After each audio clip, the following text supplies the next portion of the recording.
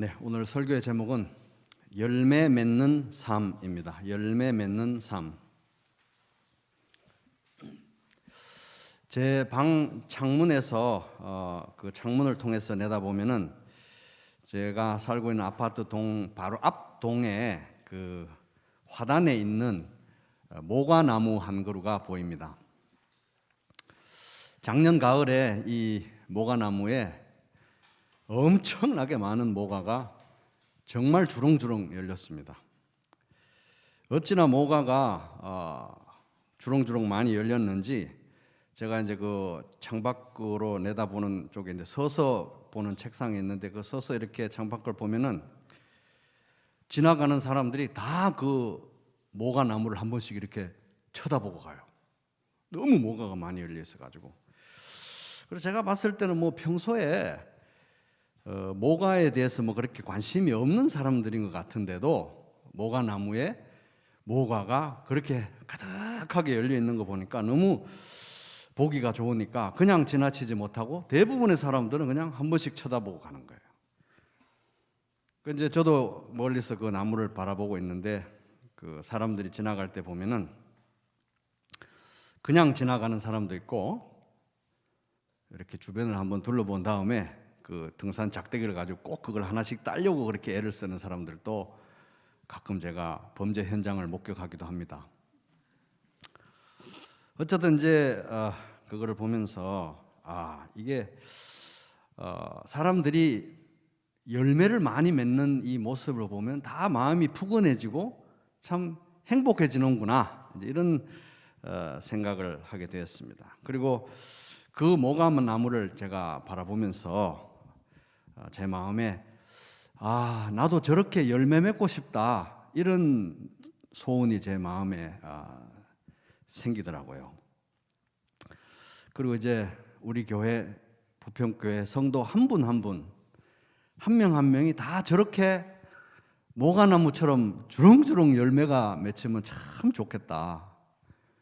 각 가정교회마다 저렇게 열매가 맺히고 우리 교회도 저렇게 열매가 맺히면 참 좋겠다. 이런 마음의 소원이 생기고 참 모과나무 부럽다. 이런 생각이 들었습니다.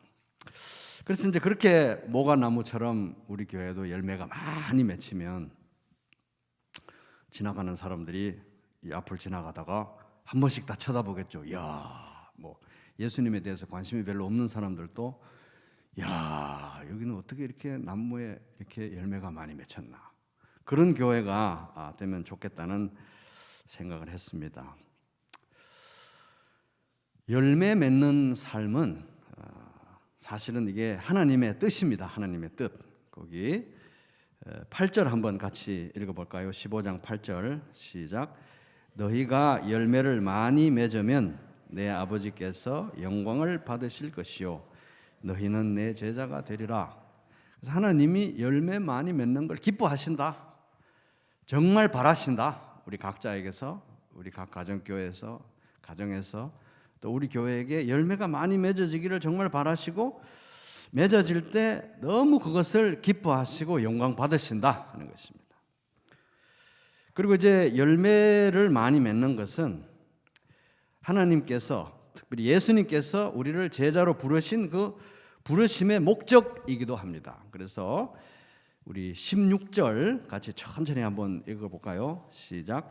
너희가 나를 택한 것이 아니요 내가 너희를 택하여 세웠나니 이는 너희로 가서 열매를 맺게 하고 또 너희 열매가 항상 있게 하여 내 이름으로 아버지께 무엇을 구하든지 다 받게 하려 함이라. 그래서 예수님께서 우리를 택하시고 부르시고 구원하시고 제자 삼으신 이유가 뭐냐? 열매를 맺게 하기 위해서. 근데 이제 문제는 어떻게 하면 우리가 열매를 맺을 수 있냐 하는 것입니다. 열매 맺는 것은 하나님의 뜻이고 그걸 굉장히 기뻐하시는데 우리의 존재 목적인데 어떻게 하면 열매를 맺을 수 있는가? 이 요한복음 15장에 나오는 내용을 보면 단도직입적으로 말하면 이제 예수님 안에 거하는 것입니다. 따라 볼게요. 예수님 안에 거하는 것. 그래서 예수님 안에 거하면 우리가 열매를 많이 맺을 수 있다. 단도직입적으로 한마디로 말하면 그렇습니다. 4절 보면은 제가 읽어볼게요. 내 안에 거하라. 예수님 안에 거하라. 나도 너희 안에 거하리라. 가지가 포도나무에 붙어 있지 아니하면 스스로 열매를 맺을 수 없음 같이 너희도 내 안에 있지 아니하면 그러하리라. 나는 포도나무요. 예수님은 포도나무요. 너희는 가지다. 우리는 가지니 그가 내 안에 내가 그 안에 거하면 사람이 열매를 많이 맺나니 나를 떠나서는 너희가 아무것도 할 수 없음이라. 그래서 열매를 어떻게 맺느냐? 예수님 안에 거해야 열매를 많이 맺는다 하는 것입니다. 그래서 열매 맺는 것은 하나님의 뜻이고 우리를 부르신 목적이고, 그 다음에 열매를 맺는 방법은 한마디로 얘기하면은 예수님 안에 거하는 것인데, 문제는 어떻게 하면, 어떻게 하는 것이 예수님 안에 거하는 것인가 하는 것입니다. 그래서 오늘 설교의 목적은 어떻게 하는 것이 예수님 안에 거하는 것인가, 그래서 어떻게 하면 우리가 열매를 많이 맺을 수 있는가, 이제 그 구체적인 방법을 본문에서 찾아보는 것이 오늘 설교의 목적입니다. 오늘 이 말씀은 특별히 목자님들을 위해서 준비했습니다. 목자님들, 우리 목자님들은 이제 오늘 이 말씀을 잘 듣고 이 말씀이 우리 목자님들 삶의 가정교회에 잘 적용되어서 섬기는 가정교회가 아까 그 모가나무처럼 주렁주렁 많은 열매 맺게 되시기를 바랍니다. 그러면 이제 목원들은 지금부터 이제 주무셔도 되는가? 그런 건 아니죠. 왜냐하면 우리 교회는 가정교회를 하는 교회니까,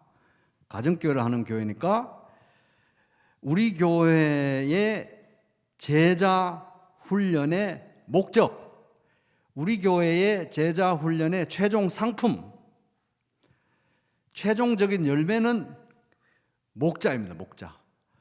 예수님을 닮은 목자를 배출하는 것이 우리 교회의 모든 제자 훈련과 말씀의 목표라고 보시면 되는 것입니다. 왜? 다른 다 포기하고 2003년에 가정교회로 전환할 때 그 정도 각오 없이 전환을 못하는 거거든요.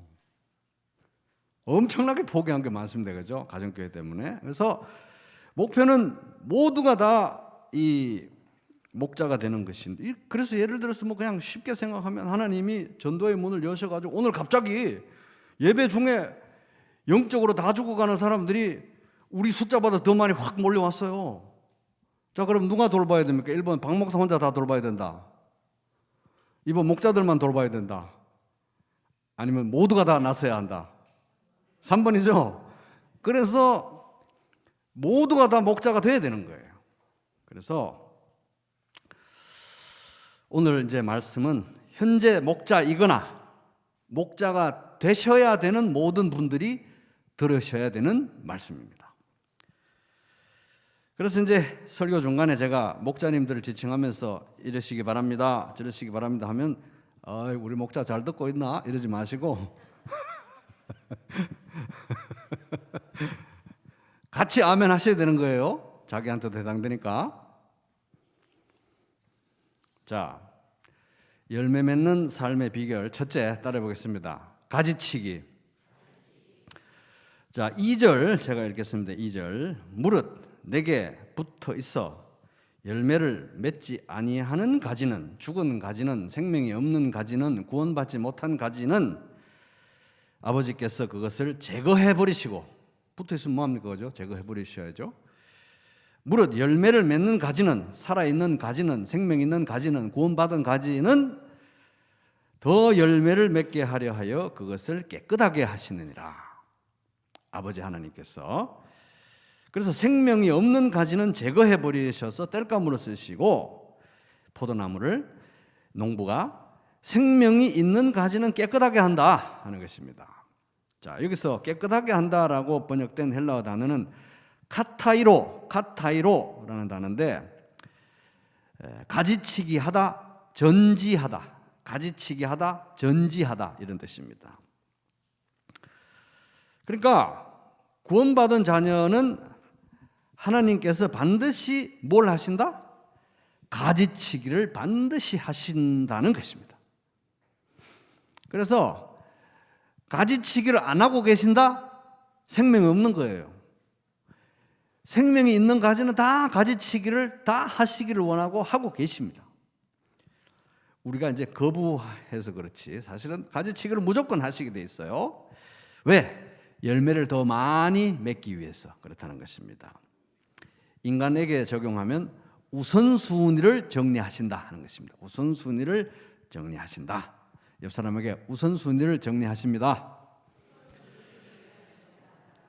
열매를 더 많이 맺기 위해서 그렇다는 거죠. 자, 시골에 최근에 여기 신문에 보니까 시골에 귀농을 해서 블루베리 농사를 짓는 어떤 분이 이 농사의 이제 방법을 배워가면서 터득한 것 중에 자기가 보니까 블루베리 농사를 해보니까 제일 중요한 게 가지치기더래요. 가지치기. 그래서 이 블루베리 농부가 이런 얘기를 했습니다. 블루베리는 나무 하나에서 많은 열매가 열리는데 그대로 다 자라게 해서는 그대로 다 자라게 하면 다음 해에 나무를 못 쓰게 돼요. 열매도 너무 작다는 거예요. 열매도 너무 작고요.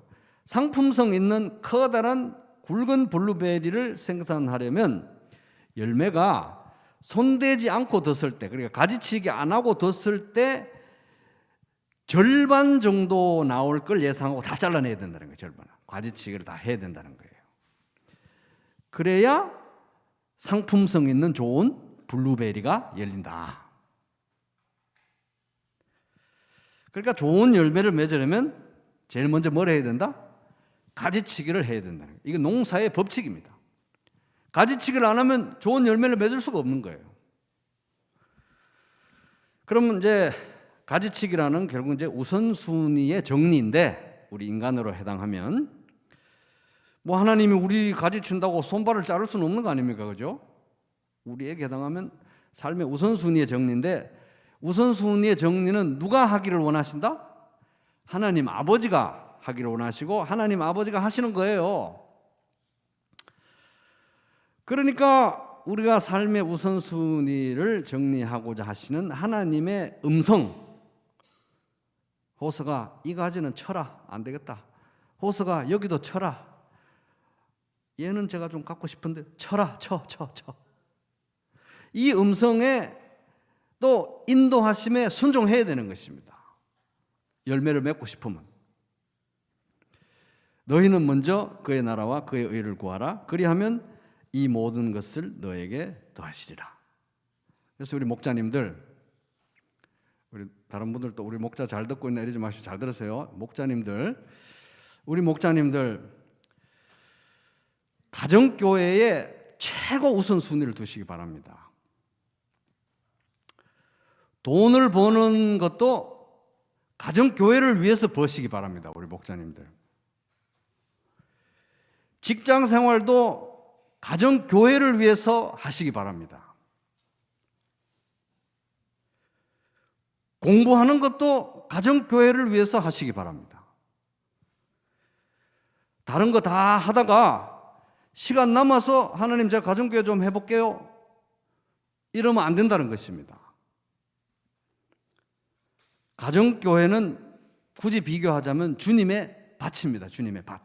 그런데 내 밭은 잘 정리가 돼 있어요. 내 밭은 정리가 잘 되고 이렇게 돼가지고 열매가 잘 자라는데 주님의 밭은 방치가 돼서 쑥대밭이 돼 있다. 부끄러운 일인 것입니다. 정말 부끄러운 일인 것입니다. 내 집이 잘 되면 뭐합니까? 주님의 밭이 쑥대밭이 돼 있는데. 내 직장이 잘 되면 뭐 하겠습니까? 주님의 밭은 쑥대밭인데. 내가 돈이 많이 벌리면 뭐 하겠습니까? 주님의 밭이 쑥대밭인데. 우리 목자 잘 듣고 있나 그런 거 보지 마시고 잘 각자 적용하시기 바랍니다. 주님의 밭을 우선순위로 늘 섬겼더니 주님의 천사가 와서 내 밭을 가꾸어 놓으셨다. 이런 스토리가 나오시기를 바랍니다. 마륙33 마태복음 6장 33절의 간증이 우리 목자님들 삶의 가정에 먼저 역사하기를 바랍니다. 그래서 목원들도 목자님 사는 걸 보니까 우리 목자님이 하나님의 나라와 의를 먼저 구하고 주님의 밭을 먼저 가꾸는데 안 죽네? 나도 해봐야 되겠네? 이래서 목원들도 용기를 내서 온 가정교회가 하나님 나라와 그의 의를 먼저 구하는 그런 가정교회 되시기를 바랍니다.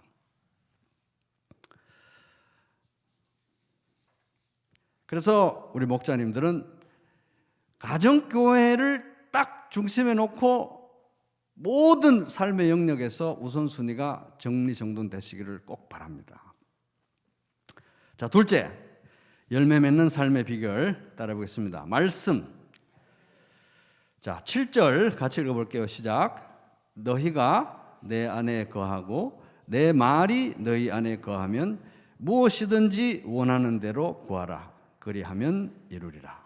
자, 그래서 내 말이 너희 안에 거하면, 예수님의 말씀, 하나님의 말씀이 우리 안에 거하지 않으면 열매가 없다. 이건 너무 우리가 많이 들은 말씀이니까 많은 설명도 필요 없다고 생각합니다. 말씀이 없이는 열매가 없다. 나무가 땅에서 물과 자양분을 빨아들이지 않으면 열매를 맺을 수가 없는 것입니다. 열매는커녕 제대로 살 수도 없는 것이죠. 그래서 그는 시냇가에 심은 나무가 계절을 따라 열매를 맺고 그 잎이 시들지 않는 것처럼 하는 일마다 모두 잘 되리라. 시편 1편 3절. 목자님들 꼭 이렇게 되시길 바랍니다. 말씀 충만하셔가지고 시냇가에 심은 나무같이 종류별로 열매를 맺는데 그 열매가 사라지지 않는 거예요. 그래서 우리 목자님들이 먼저 말씀을 귀히 여기실 때 목원들도 말씀을 귀히 여기게 되실 것이라고 봅니다. 그래서 우리 가정교회 모이실 때 우리 목자님들 말씀 나누는 거에 대해서 수줍어하거나 쑥스러워하거나 물러서지 마시기 바랍니다. 목자님들이 용기를 내가지고 이 말씀을 나누는 것에 대해서 용기를 꼭 내시기 바랍니다. 목자님들이 먼저 말씀을 진심으로 기쁨으로 나눌 때 가정교회의 방향이 말씀을 나누는 방향으로 가게 될 것입니다. 그래서 구체적인 적용은 설교 요약을 꼭 읽으시기 바랍니다. 저도 이거 쓰는데 너무 힘들어요. 꼭 읽으시기 바랍니다. 제가 보니까 한 5분 정도, 5분 미만이 걸리는데 설교 요약을 읽으면 지난주 설교가 생각나고 나눔의 방향이 그 방향으로 가게 되어 있습니다. 그래서 설교 요약을 근거로 해서 삶과 말씀과 기도 제목을 나누어 가시기 바랍니다. 그래서 우리 목원들이 사실은 위장의 달인들이기 때문에 가정교회 나오면 다 멀쩡해 보입니다. 멀쩡한 얼굴로 와서 멀쩡한 얘기를 다 합니다. 그런데 그 중에 한 명은 반드시 오늘 말씀을 안 들으면은 죽을 것 같은 고통이 있을 수 있는 사람도 있는 거예요. 근데 위장의 달인들이라 멀쩡하게 와서 앉아 있습니다. 그래서 반드시 우리 목자님들은 틈을 봐서 치고 들어가야 되는 거예요. 말씀 요약 읽고 나서 틈을 봐서. 그래서 말씀을 입을 딱 벌렸을 때 확 집어넣어야 되는 거예요. 목원 입에. 그래야 사니까. 그래서 말씀을 나누지 못하면 가정교회를 끝내지 마시기 바랍니다. 아멘. 그래서 주음이 40분 넘어갔네. 그 자리에서 그냥 가입해서 돈 내고 80분, 100분을 하더라도 오늘 모였을 때 반드시 말씀을 한 말씀이라도 나눠주시기 바랍니다. 그래서 말씀 못 나누면 못 끝내 이러고 보내지 마시기 바랍니다. 자, 셋째, 열매 맺는 비결 따라 보겠습니다. 기도.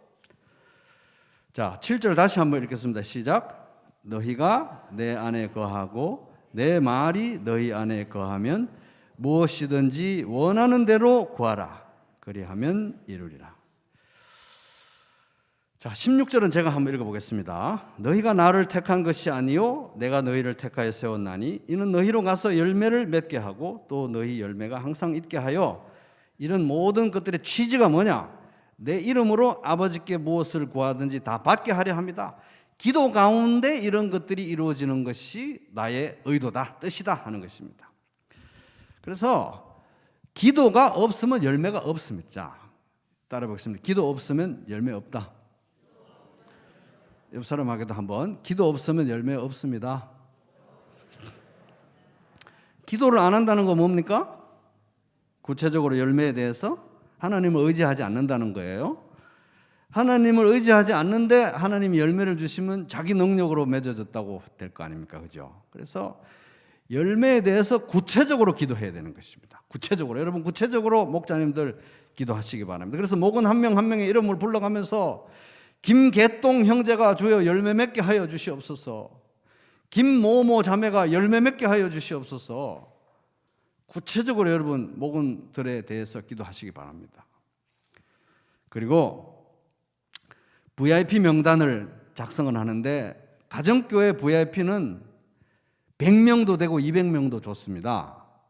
그런데 가정교회 VIP 정리해서 딱 5명, 이건 제가 목자님들께 수십 번 수백 번을 얘기했는데 이걸 잘 이해를 못 하시는데, 가정교회 VIP는 100명이 있어도 좋은데 탑5, 제일 위에 5명은 그 중에서 제일 급한 사람을 해야 되는 것입니다. 왜냐면 지금 살려달라고 부르짖는 사람을 해야 되는 거죠. 그죠? 그래서 제일 위에 이 5명이 우리 목자님들 목회일기 쓰실 때 이 5명이 6개월이 가도 똑같고 1년이 가도 똑같고 2년이 가도 똑같고 이러면 안 된다는 겁니다. 최소한 6개월에 한 번은 갈아줘야 돼요. 6개월에 한 번은 목원들과 상의하면서 이 5명을, 제일 급한 사람 5명을, 내 주변 5명을 꼭 엄선하시기 바랍니다, 목자님들. 그래서 이게 이제 이 생명책인데, 사람 살리는 명단인데 이걸 프레시하게 계속 갈아줘야 되는 거예요, 5명을. 그래서 구체적으로 기도하시고 그들의 삶을 움직여서 주님, 저를 영혼 구원에 써주십시오. 우리 형제, 우리 자매를 써주십시오. 우리 가정교회를 써주십시오. 하나님, 이렇게 기도하시면 응답될까요? 안 될까요? 반드시 응답됩니다. 부자가 되게 해달라는 것도 아니고 무슨 출세를 시켜달라는 것도 아니고 하나님 뜻에 맞게 써달라는데 하나님이 안 써주시겠습니까? 반드시 응답하실 줄로 믿습니다. 구체적으로 기도하시기 바랍니다. 자, 셋째로 끝날 줄 알았죠. 허락도 없이 넷째로 갔어요. 자, 넷째 따라 볼게요. 예수님의 사랑. 시작. 자, 9절 읽어보겠습니다. 시작. 아버지께서 나를 사랑하신 것 같이 나도 너희를 사랑하였으니 나의 사랑 안에 거하라. 예수님의 사랑 안에 거하라.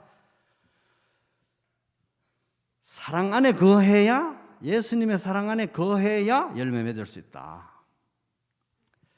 거하다 이 뜻은 머물다, 머물다 이 뜻은 떠나지 않는다 이런 뜻입니다. 그러니까 예수님의 사랑 안에 거한다는 것은 예수님의 사랑 안에 정착하는 거예요. 정착. 따라해 보겠습니다. 정착. 그래서 남녀가 사랑해서 결혼을 했어요. 그러면 서로의 사랑 안에 정착을 해야 됩니까? 안 해야 됩니까? 정착을 해야죠.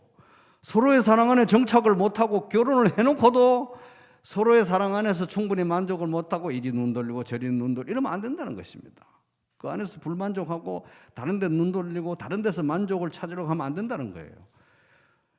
당신만 있으면 난 만족해. 이게 결혼인 것입니다. 어떤 사람이 복음은 하나님의 청혼이다 이렇게 말했습니다. 그러니까 예수 믿는 것은 하나님의 청혼을 받아들이는 거예요. 그러니까 그 사랑 안에 우리가 이제 정착을 해야 되겠다 하는 것입니다. 여러분 정착하시기 바랍니다. 이제 정착할 때 됐죠. 예수님 사랑에 정착을 해야 되는, 방황을 그만하고 이제 정착을 해야 되는 것입니다. 주님의 사랑으로 충분합니다. 그래서 이제 저한테 적용해본 박 목사도 목회를 하는데, 저 목사는 왜 저렇게 이렇게 목회가 창창하게 뻗어나갈까? 어떻게 하면 될까? 옆으로 둘러보고 이리 둘러보고 이러면 정착한 게 아니라는 거예요. 설사 눈에 보이는 결과가 좋지 않아도 예수님 따라갈 수 있어서 행복합니다. 충분합니다. 주님. 이리 되는 거 맞죠? 왜냐하면 이제 남녀가 사랑해도 정착을 해야 되듯이 예수님과의 사랑에도 이제 우리가 정착을 해야 되는 것입니다. 딴 데 눈 돌리지 말고 옆 사람한테 꼭 정착하시기 바랍니다. 이렇게 한번 얘기해 주시기 바랍니다. 자꾸 이렇게 눈이 나도 모르게 이렇게 돌아간다. 이럴 때는 뭐 해야 됩니까? 두 글자? 회개해야 되는 것입니다. 회개. 십자가 사랑이 무한대의 사랑인데 그걸 받아놓고 부족함을 느껴서 이리 돈을 돌리고 저리 눈을 돌린다는 것은 그 사랑을 몰라도 너무 모른다는 것입니다. 그래서 목자님들부터 예수님의 사랑 안에 꼭 정착하시기 바랍니다. 그래서 우리 목자님도 정착하셨네. 나도 정착해야지. 이래서 온 가정교회가 예수님 사랑 안에 진득히 정착하시기 바랍니다. 자, 이제 다섯째로 끝입니다. 따라해 보겠습니다. 형제 사랑 시작. 자, 12절 같이 읽어보겠습니다. 시작. 내 계명은 곧 내가 너희를 사랑한 것 같이 너희도 서로 사랑하라 하는 이것이니라. 자, 17절도 읽는데요. 이 17절은 하여튼 이 요한복음 15장에 나오는 모든 구절들 중에 제일 중요한 거예요. 왜냐하면 이게 핵심입니다. 핵심. 이 얘기를 하시려고 요한복음 15장 1절부터 지금까지 오신 거예요. 이게 본론입니다. 본론이고 진짜 예수님이 마음속에서 꼭 우리들에게 하시고 싶었던 얘기입니다. 자, 17절 같이 읽겠습니다. 시작. 내가 이것을 너희에게 명함은 너희로 서로 사랑하게 하려 함이라. 이것입니다. 그래서 사랑의 공동체를 이루어야 된다 하는 것입니다. 사랑의 공동체. 사랑이 모든 이 교회의 말초신경에 다, 이 말초신경이 아니고 모세혈관입니까? 하여튼 끄트머리에 다 이렇게 스며드는 사랑의 공동체를 이루는 게 예수님의 말씀의 핵심입니다. 그래서 우리 목자님들, 내가 지금 목회를 잘하고 있나 안 하고 있나, 이거를 점검하는 간단한 방법 딱 한 가지입니다. 하나만 보면 됩니다. 내가 나에게 맡겨진 목원들을 사랑하고 있는가 안 하고 있는가, 이것만 보면 되는 것입니다. 예수님이 너는 내가 너에게 맡겨준, 내 피로 구원해서 너에게 맡겨준 목원들을 사랑하니? 글쎄요. 이러면 안 된다는 것입니다. 네, 주님, 뭐 제가 내놓을 건 없는데요, 결과도 안 좋지만 사랑은 합니다. 이렇게 드릴 수 있으면 목회 잘하고 계신 것입니다. 목자님들 목회 잘하고 계신 거예요. 목원들 사랑하고 계시면. 맛있는 거 먹으면 자꾸 목원들이 생각이 나요. 목자님들 그렇죠? 좋은 거 보면은 같이 보고 싶고. 우리 목자는 안 그런데 뭐 이런 식으로 생각하고 있는 거 아니시죠 지금? 자기에게 적용을 하지 남에게 적용을 하지 마시고 말씀을. 목원이 기쁘면 나도 기쁘고, 목원 눈에 눈물이 맺히면 나는 피눈물이 나고, 이러고 있으면 목회 잘하고 있는 거예요. 예수님을 사랑할수록 목원들을 더 사랑하게 돼 있습니다. 왜? 예수님의 양들이니까. 그렇습니다. 모든 게 가정교회가 팽팽팽팽 돌아가요. 다 잘 돌아가요. 근데 목원들이 꼴도 보기 싫어요. 목원들이. 심각한 문제가 있는 것입니다. 사실 열매를 맺는다, 열매 이렇게 얘기하고 있지만 제일 큰 열매가 사랑입니다. 사랑. 사랑하고 있으면 돼요. 사랑하고 있으면. 숫자야 뭐 다른 데보다 작을 수 있죠. 그리고 내가 선인장을 키우고 있는지 보리를 키우고 있는지 그건 모르잖아요. 그죠? 100년마다 한 번씩 꽃피는 선인장을 키우고 있는지, 내가 뭘 키우고 있는지는 하나님만 알아요. 그래서 외형적인 결과보다 사랑하고 있느냐, 이게 제일 중요한 것입니다. 사랑하고 있다면, 사랑이 넘치는 가정교회라면 지금 목회 잘하고 있는 것입니다. 우리 목자님들, 목원들 많이 사랑하시기 바랍니다. 예수님 사랑 안에 정착하고 그 사랑 안에서 예수님을 더 사랑하고, 그래서 그 사랑이 넘쳐나서 목원들을 많이 이상하게 말씀을 읽을수록 목원들이 자꾸 사랑스러워져요. 그래야 그 방향이 맞는 것입니다. 그럴 때 무슨 일이 일어나느냐? 잘 들어보세요. 그럴 때 무슨 일이 일어나느냐? 너희가 서로 사랑하면 이로써 모든 사람이 너희가 내 무엇인 줄? 제자인 줄 알리라. 요한복음 13장 35절. 사랑을 해야, 사랑의 공동체를 이뤄야, 가정교회가 사랑의 공동체가 돼야 다른 사람이 볼 때 저 사람들 예수님의 제자들이구나 안다는 것입니다. 우리의 대사명은 제자를 삼는 거잖아요. 제자를 삼는 건데 남들이 볼 때 제자라고 안 보이는 거예요. 그럼 어떻게 제자를 삼습니까? 그죠? 제자로 보여야 제자로 삼을 거 아닙니까? 근데 제자로 보이려면 뭘 해야 되느냐? 사랑을 해야 된다는 것입니다. 그래서 요한복음 15장에 제일 중요한 두 글자가 사랑입니다. 사랑. 그래서 사랑할 때 하나님께서 열매 맺어 주신다 하는 것입니다. 그리고 사랑 그 자체가 열매인 것입니다. 사랑 그 자체가. 그래서 여러분, 지금 목자님들 계속 불러가면서 이제 설교는 했지만, 누가 먼저랄 것 없이 서로 먼저 사랑하시기 바랍니다. 왜 아멘 안 하세요? 이뻐서 사랑하는 거 아니죠? 사랑하라고 하니까 사랑하는 것입니다. 마음에 들어서 사랑하는 거 아닙니다. 사랑하라고 하니까 사랑하는 거예요.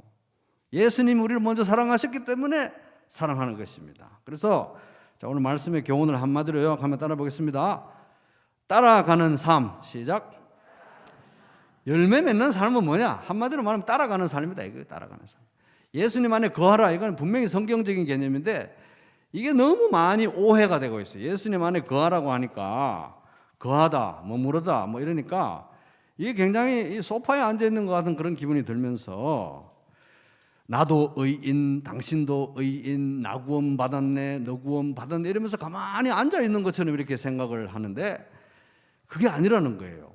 따라가는 걸 말하는 것입니다. 따라가야 예수님 안에 거하죠. 그죠? 예수님이 있는 곳에 나도 있어야 예수님 안에 거할 수 있는 것입니다. 그러니까 쉽게 고쳐서 우리가 성경적인 다른 개념으로 얘기를 하면 열매 맺는 삶은 따라가는 삶이다 하는 것입니다. 따라해보겠습니다. 열매 맺는 삶은 따라가는 삶이다. 그래서 따라가야 열매를 맺는 것입니다. 그죠? 따라가야 열매를 맺는다. 안 따라가면 열매를 맺을 수 없다. 안 따라가면 열매를 맺을 수 없다를 다른 표현을 하면 뭡니까? 안 따라가면 국물도 없다. 안 따라가는데 뭐가 있겠습니까? 그죠? 따라가야 되는 거예요. 그래서 결론 내겠습니다. 우리 목자님들뿐만 아니라 우리 모든 여기 우리 교회 성도님들 다 각자 삶에 적용하시기 바랍니다. 열매 맺는 것은 분명히 하나님의 뜻이고 열매를 맺어야 영광을 돌릴 수 있고 열매 맺는 게 예수님께서 우리를 불러주신 목적이다. 자, 1절 15장 1절 같이 읽어볼까요? 시작.